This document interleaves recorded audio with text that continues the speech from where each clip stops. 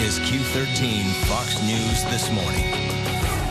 New from overnight, a motorcycle rider is dead after an overnight crash while police were trying to stop him before the wreck. And Lacey police are trying to find a killer this morning. What witnesses saw right after the crime that could help make an arrest. And only on Q13 Fox This Morning, exclusive video and audio from Richard Sherman and a billboard right here in Seahawks country slamming him. And problems on the ferries this morning, and it looks like we've got some problems on the roads as well. Adam is tracking that, and MJ is coming up next with your forecast.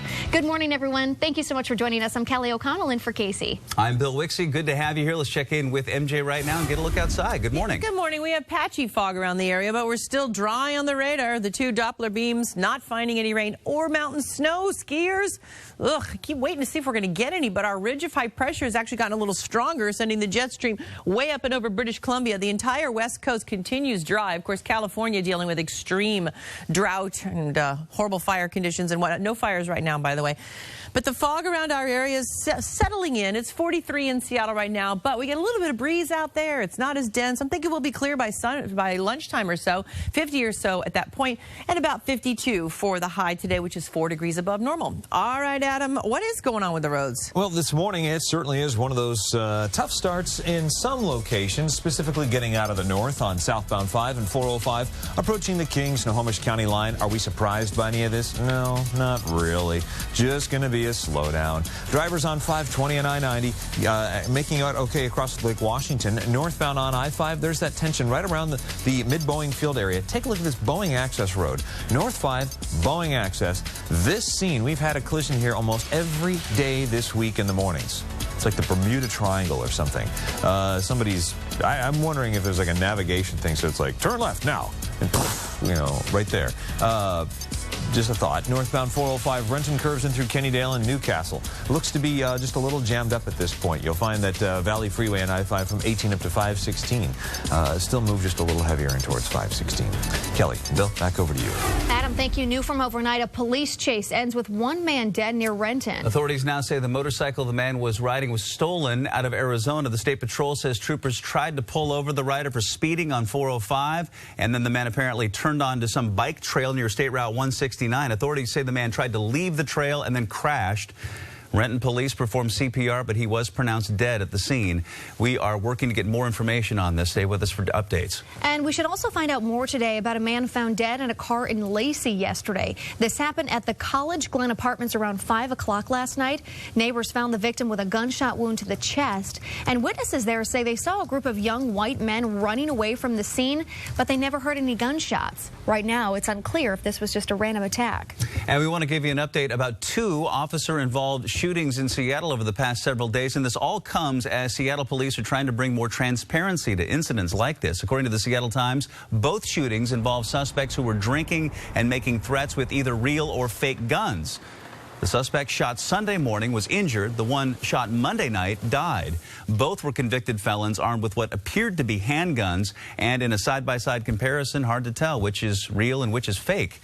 The Office of Professional Accountability now responds along with Seattle police to watch how detectives go about their investigation. The goal is to make sure that everything is above board and that the public has a clear look at how things are handled. We plan on pushing reform out as fast as we can. We intend, not only intend, but we are going to be as transparent with everything that we do as we can be. Police say in both shootings, officers gave clear commands for the suspects to drop their guns, but the suspects continued to point their weapons at officers, which is why they opened fire. We want to show you some new video showing a suspect in a violent attack in Everett. So they say this man attacked a night janitor at the Everett Mall Cinemas in November for no apparent reason. So police say this guy either snuck in or hid inside the theater after hours and then waited until 2:30 in the morning and then jumped the unsuspecting janitor. Call 911 if you can help police find this guy. A Pierce County man arrested for a decades-old murder denied a reduced bail. So Michael Schaff was first suspected of murdering Gerald Iafrati back in 1991 during a botched robbery. After more than 2 decades, Schaff finally was linked to the murder when his ex-wife changed her story while she was serving time in prison. He was arrested earlier this month, but has pled not guilty. His attorney could not get his bail lowered in court yesterday, but did manage to stop prosecutors from getting a DNA sample. Some new allegations against the private school coach accused of videotaping students during a trip to Canada last month. So the Bush School in Seattle contacted parents yesterday after police found more videos. Former ski coach Jason Parr was arrested last month when a female student said she found his video camera in the room where she and other team members were staying. We've also learned now that one of the videos was made on campus late last fall, and 2 older tapes included former students. Parr is still being held in Canada because that's where he was initially arrested. Today, state lawmakers are proposing a bill to lower class sizes in our state. Right now, we rank 47th in the nation. Only 3 states have classrooms more crowded than ours, according to a national survey. So legislators and parents holding a press conference today at 10 a.m. in Olympia discussing how reduced class sizes are crucial to a student's success.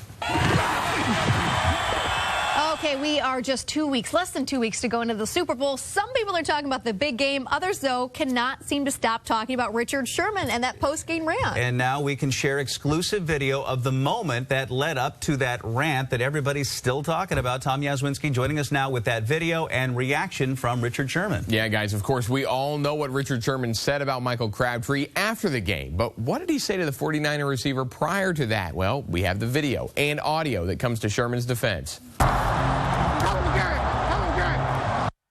There you go. That's all Richard Sherman said to Michael Crabtree. Hell of a game. Sherman even extended his hand, and Crabtree shoves his hand in Sherman's face. What Sherman did there seemed harmless, and it's that shove by Crabtree that might have set Sherman off, because just seconds after that, he was yelling in a rant with Aaron Andrews about how sorry of a receiver Crabtree is.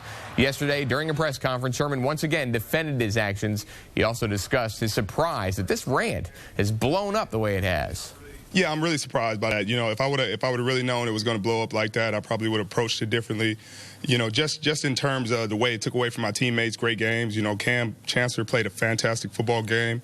You know, had an interception. You know, huge plays in the game, and played almost a perfect ball game. Marshawn ran for freaking beast mode, ran for 100 yards plus. You know, had a great touchdown run, and Bobby had 15 tackles. You know, so many people played so many great games that you would think the stories would be about them. And so that's the only thing I feel kind of regretful about. And the hits keep coming. Here's a billboard in Milton. One of the images on this electronic billboard is this picture of Richard Sherman.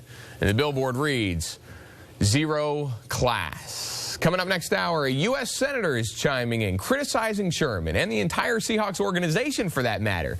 Hear what John McCain said next hour. Remember, we also had Sherman mic'd up during the NFC Championship game. Sports director Aaron Levine was watching that video yesterday, taking notes. Here's some of the best of that audio right here on Saturday night, Seahawks Saturday night. It also includes an exclusive interview with head coach Pete Carroll. It's 9:30 on Joe TV, 10:30 on Q13 Fox. So I don't know why McCain would say what he said. You're going to hear it next hour, but he was just asked for a Super Bowl pick, and then he just goes off about how the Seahawks So what's happened nationally now is that the Seahawks have become the villains in this Super Bowl. And I mean, McCain says, you know, everybody's a Peyton Manning fan. I'm rooting for Denver. And I think that's going to be the storyline. I think bring on the hate, because the Seahawks play better when we are the underdogs. And obviously Sherman plays better when people are kind of like... Who put that billboard up? I don't know. It's in the same general area where the San Francisco fans posted that billboard saying, you know, go, or how many championships do you have, you know? So it could be a San Francisco fan. I'm assuming it would be. So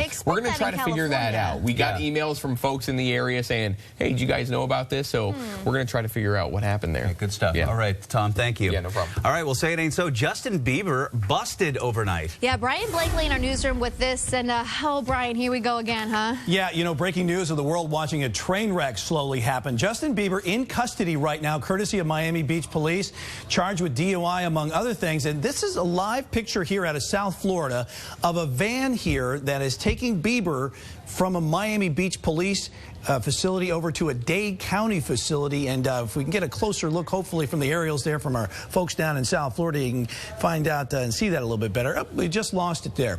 Well, according to Miami Beach PD, a Lamborghini and a Ferrari were drag racing in a residential area of Miami Beach at 4:09 this morning. They were stopped. One of the vehicles, a yellow Lamborghini, was driven by Justin Bieber. He had signs of impairment. He was offered a field sobriety test at the scene, which he failed. We arrested him for DUI. He's currently, as well as the other driver, was arrested for DUI. I don't have his identity right now, but he's an associate of Justin Bieber, and he was also arrested for DUI. Both vehicles were impounded, taken to the tow yard, And right now, they're processing both of them, and they'll be subsequently transported to the main facility, which is Miami-Dade County Jail. Which you just saw right there in process. Now, the Beebs also being charged, hit with a violence charge. Miami Beach PD says that is for cursing out the arresting officers.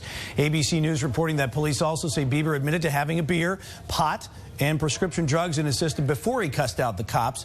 Bieber faces up to 6 months in jail. And again, guys, he is only 19 years old, so he is facing a lot of problems considering what he just went through back in California, being arrested there for egging a house, and now on top of this. It's just kind of sad to watch him spiral out of control. Kind of like the latest Hollywood cautionary tale, right? Yeah. Ugh. Okay, Brian, thank you so much for that. 7:10 the time right now. Important information for parents right now. The Obama administration proposing new safety guidelines for car seats. So they want to make sure that child restraints protect kids inside impact crashes. And our own Jeff Van Sant, a proud papa himself,